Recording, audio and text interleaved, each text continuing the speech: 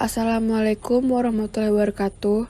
Kami dari kelompok 11 dengan anggota Sri Adila Yasmin, Saskia Najunda Sari, Huria Oktaviani, Arfa Rizka Maharani, dan Safina Firda Ananda akan menjelaskan jurnal yang berjudul Uji Efek Teratogen Ekstrak Etanol Daun Patikan Kebo terhadap Fetus Mencit Putih. Pendahuluan. Patikan kebo secara tradisional banyak digunakan untuk mengobati penyakit bronkitis, asma, disentri, sebagai obat cacing, dan meningkatkan pengeluaran ASI bagi ibu menyusui.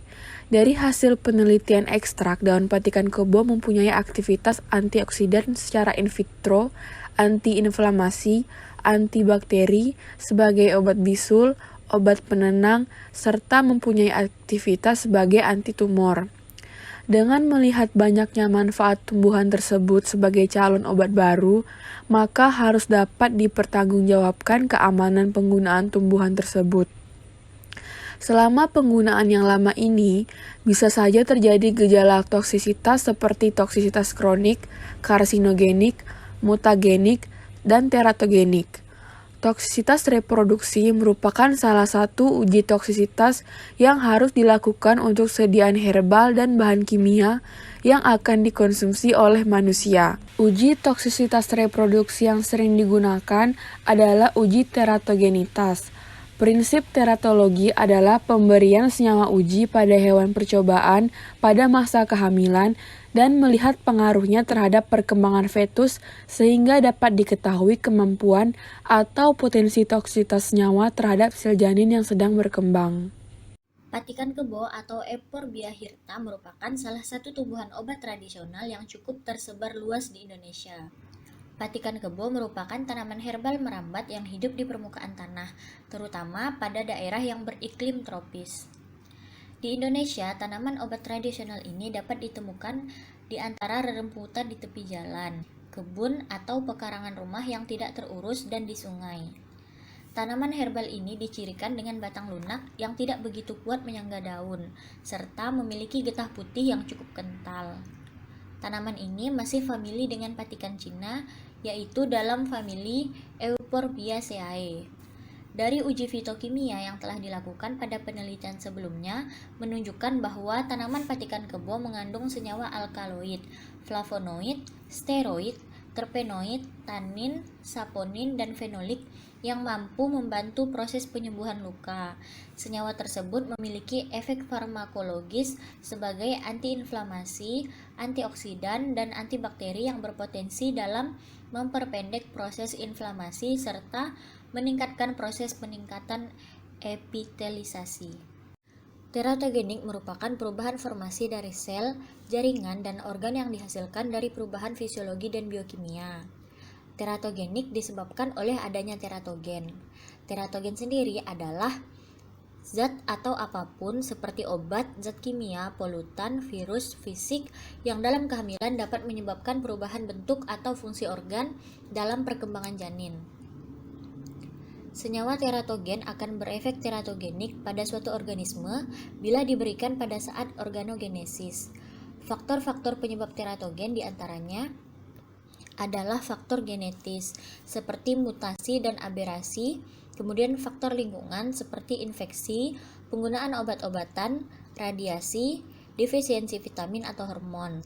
Terdapat sejumlah bahan yang bersifat teratogenik pada kehidupan manusia dan hewan, seperti radiasi ion berupa senjata atom, radioidin, dan terapi radiasi, serta infeksi sitomegalovirus, virus herpes, parvovirus B19, virus rubella, sipilis, dan toxoplasmosis.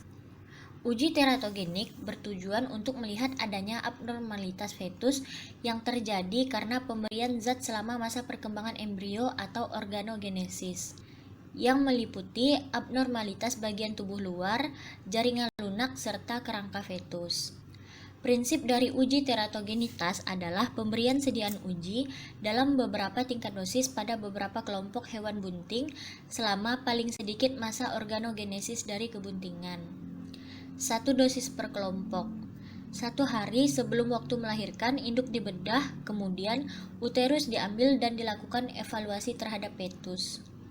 Masuk ke metode penelitian, adapun alat dan bahan yang digunakan, yang pertama alat terdiri dari batang pengaduk, beker glass, John Petri, chamber kromatografi, gelas ukur, gunting bedah, handscoon, jarum oral, jas lab, kaca arloji, kaca pembesar, kamera digital, kandang mencit, kandang pemeliharaan dan kandang perlakuan, kertas milimeter blok, lumpang dan stemper, masker, pinset, pipet tetes, pisau bedah, spatel, spuit, sudip, timbangan analitik, timbangan hewan, tisu gulung, plat silika gel F254, wadah perendam fetus, dan wadah pewarnaan.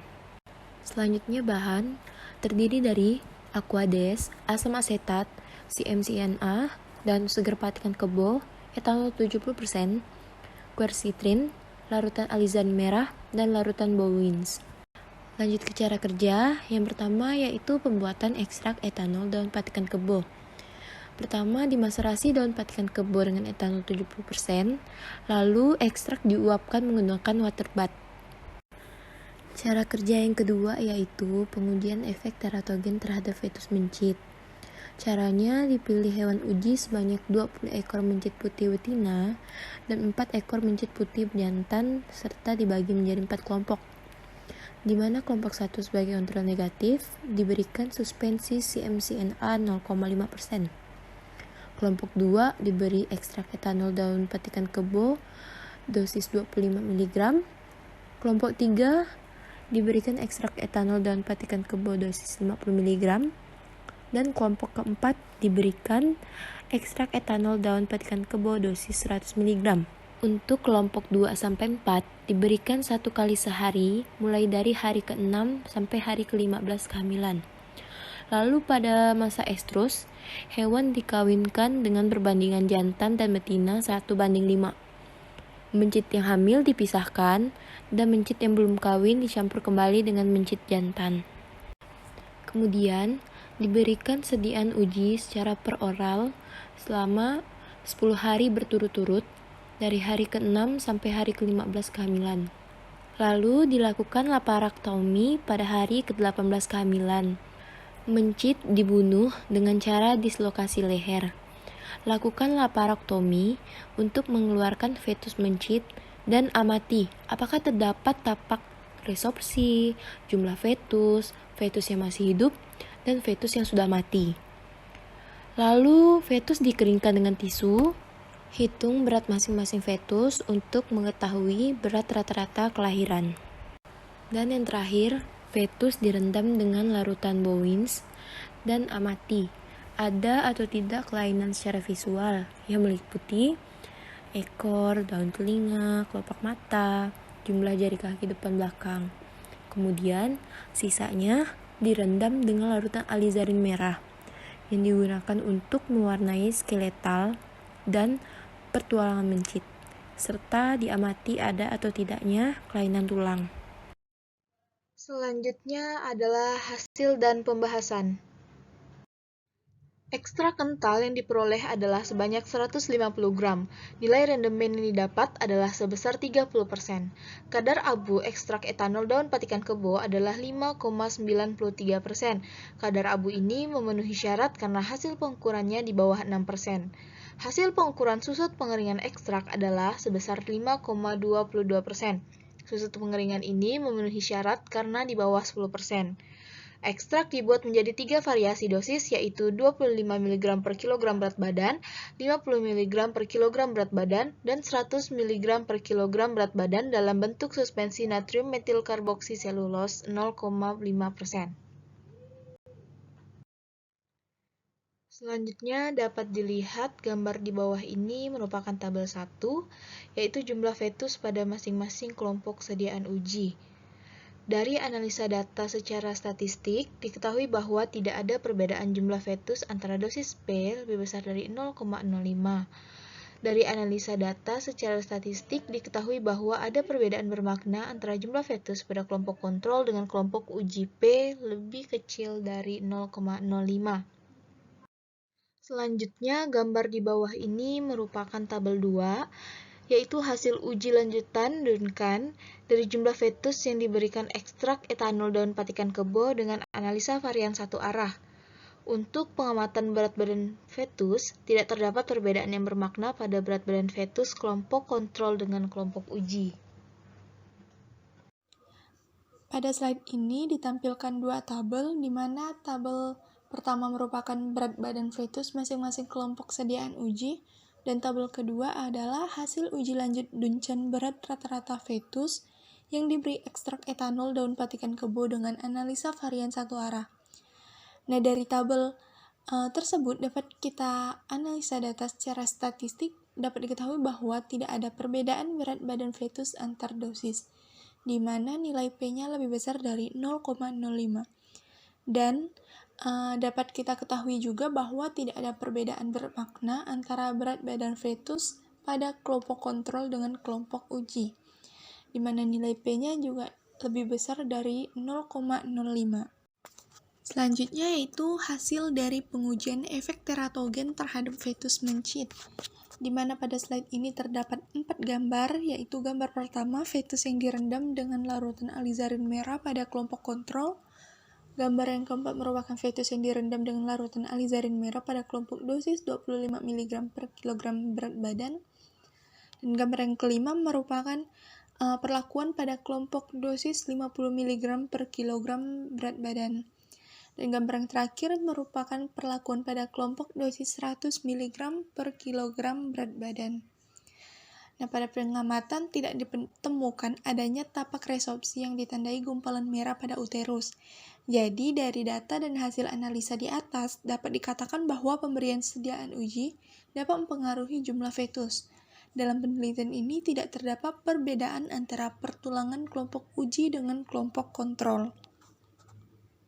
Kemudian, untuk mengamati keadaan morfologi dan adanya celah pada langit-langit, maka fetusnya direndam dalam larutan Boyne sampai fetus mengeras dan berwarna kuning. Nah, dari hasil perendaman tersebut dapat diamati kelopak mata, ekor, daun telinga, dan jari-jari. Semua hasil pengamatan pada kelompok uji dibandingkan dengan kelompok kontrol tidak terdapat adanya perbedaan. Namun pada kelompok dosis 100 mg per kilogram berat badan, ditemukan satu ekor fetus yang memiliki celah pada langit-langit. Dari penjelasan ini dapat kita lihat pada gambar ke-8, di mana yang ada tanda panah ini merupakan celah pada langit-langit. Jadi, dari pengamatan terhadap hasil perendaman dengan larutan alizarin merah dapat disimpulkan bahwa sediaan uji tidak menimbulkan cacat pada fetus secara makroskopis.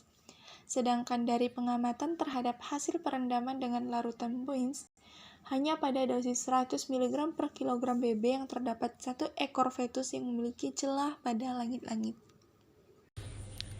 Berikut kami cantumkan daftar pustaka yang kami gunakan di dalam video ini. Dari jurnal tersebut dapat diambil kesimpulan bahwa pemberian ekstrak etanol daun patikan kebo pada dosis 25 mg per kilogram BB dan dosis 50 mg per kilogram BB tidak menimbulkan efek teratogenitas terhadap fetus mencit, tetapi pada dosis 100 mg per kilogram berat badan menimbulkan cacat celah pada langit-langit.